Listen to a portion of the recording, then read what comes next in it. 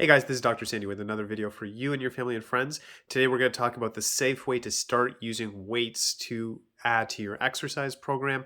If you do like the video, please like, share, and subscribe, and let's jump into it.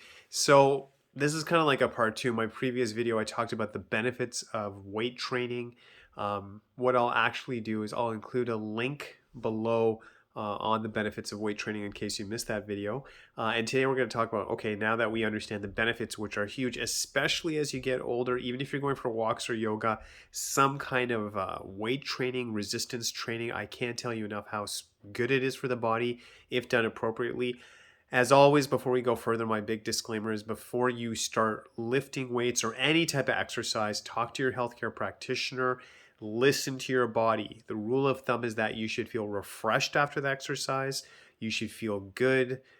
You should not be in pain. You should not be feeling lightheaded. You've obviously gone too far, but listen to your body where you feel challenged, but you should be feeling refreshed. You should be excited. You should be really feeling good if you've done the exercise correctly. So talk to your healthcare practitioner, listen to your body always as the golden rule.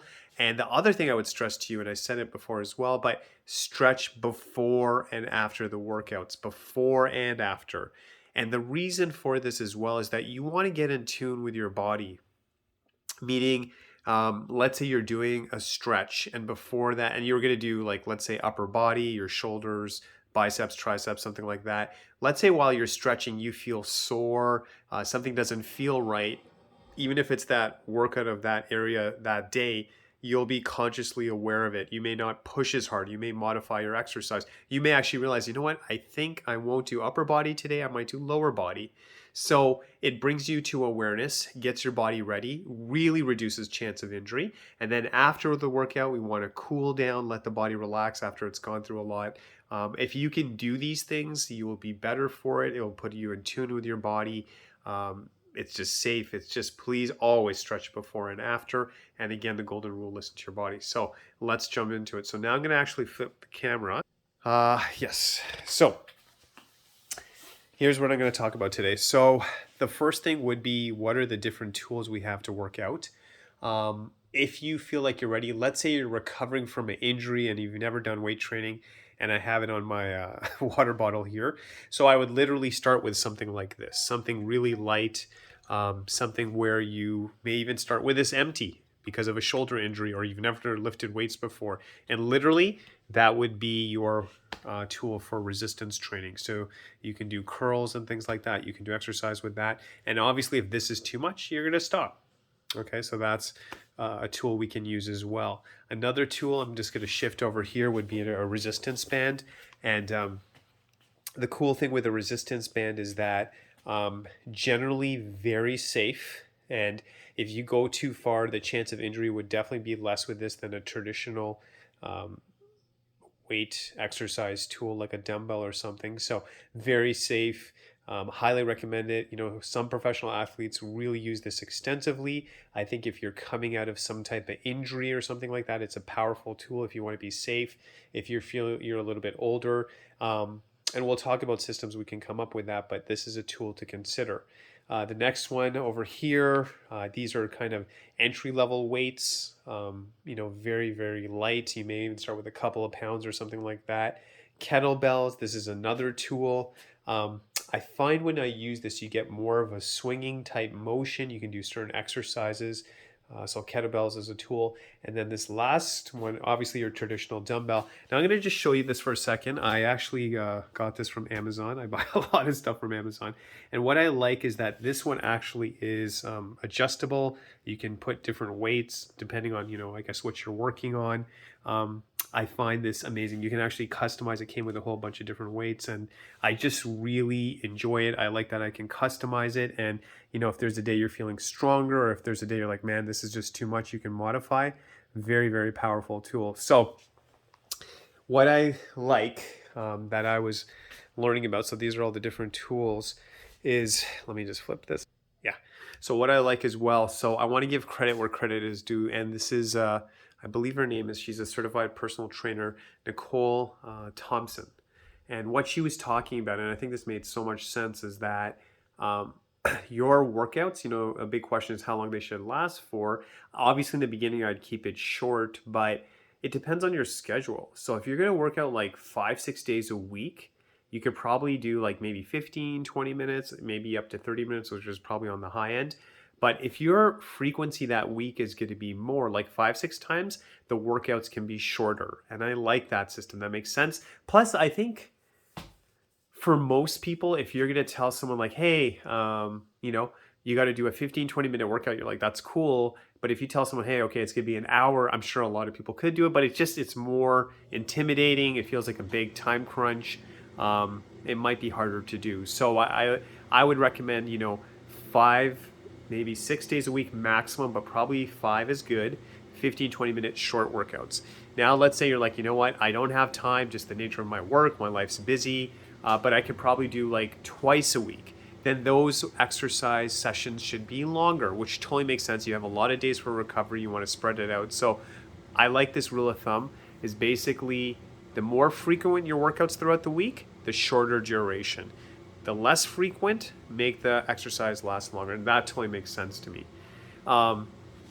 Another thing when it comes to even doing weights is that, as always, you're going to listen to your body. And I think it's better to be safe. Start with some light weights. And even if it's easy in the beginning, start really light. Because let's say someone is watching this video and they haven't done weights in a while or for the first time. And you got the green light with your healthcare practitioner, you're going to listen to your body, start light and do stuff that's easy. And then what you can do after that is, give your body 24 hours, 48 hours just to see how you're feeling. Because sometimes when you're working out, you're like, okay, too bad. But then, man, it hits you the next day or two. So be aware of that as well. So I would always start gentle and then you can build up from there. And then when it comes to reps, I keep reading reps and sets and all these kind of things. People will say, well, I'll always do like 10 reps and 4 sets, and there's all these different combinations. The real answer, I would say, is see what works for you. To me, the way my mind works, I'm kind of like, there's all these counting I'm doing. I'm just going to do like 10 of these. I'll just do 20 of these, and I'm just going to go right through. I won't take breaks. And I'll probably change in the future as well. But for now, I like that. I'm not going to get into all these reps. I'm just going to count a certain number and do it. And then you have to ask yourself, what's your goal as well? Like if you're looking just for toning, you may just want to say, okay, I'm going to do like 30 to 40 of these reps because I just want to tone.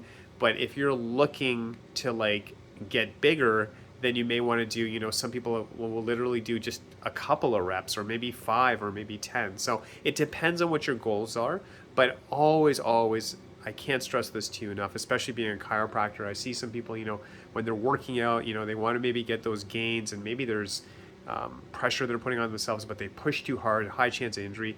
I'd rather you be safe. I'd rather you choose your number that's easier, you're safe, you're happy, opposed to hurting the body. I will tell you one thing from experience as well, kind of as a side note. I think the deadlift exercise, you have to use extreme caution.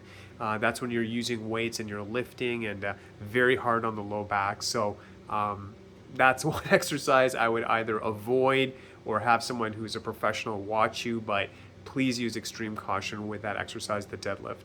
I'm gonna flip this one more time. And always, like, I've done another video on the tour of, the gym and everything, or my personal gym. Again, this is nothing fancy, but I just want to show you the evolution of kind of what's going on. And I'm going to just step out of back here. So this I also just ordered from Amazon. I believe it's called like a power station. And just kind of learning to use this. So what I like about it, I can actually have this bar over here to hang on. Sorry, it's right there at the top. I hope you can see that. Also, I can put my hands over on these areas and then you can do knee to chest type exercises and stuff. So I'll be keeping you posted on this as well. My kids are also kind of getting a kick out of it as well. But this is another tool. So what the main thing is that I can hang on that bar that's at the top. I can do the knee to chest exercise, which is really good for your core. So I'll keep you posted on that, how that tool is going, but maybe something you maybe want to look into. Again, I got that from Amazon. And the goal of this video, I was just trying to introduce some ideas, get you kind of thinking. And as always, when I make these videos, man, I want you to customize for yourself, see what works for you.